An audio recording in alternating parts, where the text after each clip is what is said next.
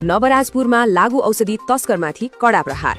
सयपोम्बर यादवको नेतृत्वमा ठूलो सफलता। सिराहा इलाका प्रहरी कार्यालय झाजपट्टी नवराजपुर सिराहामा कार्यरत नेपाल प्रहरीका जनपदतर्फका सयपोम्बर यादवले लागू औषधि नियन्त्रण अभियानमा उल्लेखनीय सफलता हात पारेका छन्।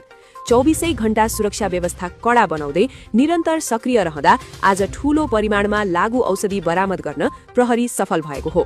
प्रहरीले आज ब्राउन सुगर जस्तै देखिने 49.50 ग्राम लागू औषधि, 1 जना अभियुक्त र प्रयोग गरिएको मोटरसाइकल सहित नियन्त्रणमा लिएको छ।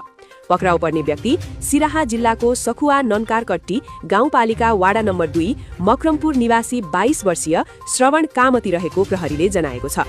सयपोम्बर यादवको अथक प्रयास र निरन्तर निगरानीकै कारण लागू औषधि तस्करहरू एकपछि अर्को गर्दै प्रहरीको फन्दामा पर्दै आएका छन्। पछिल्लो 2 महिनाको अवधिमा मात्रै 1 दर्जन भन्दा बढी लागू औषधि तस्करलाई पक्राउ गरी कानूनी कारबाही अघि बढाइएको प्रहरीले जानकारी दिएको छ।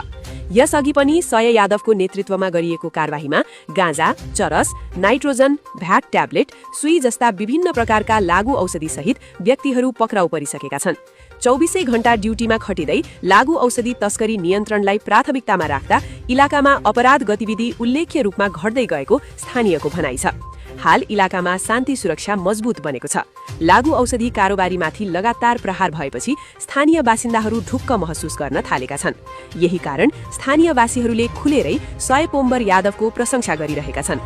सयपोम्बर यादवको सक्रियता, नेतृत्व क्षमता र निडर कार्यशैलीले नवराजपुरमा लागू औषधि तस्करहरूमा त्रास फैलिएको छ भने प्रहरीप्रति जनविश्वास झन बलियो बन्दै गएको छ। नवराजपुरमा लागू औषधि विरुद्धको यो सङ्घर्ष अझ कडा हुने सङ्केत देखिएको छ।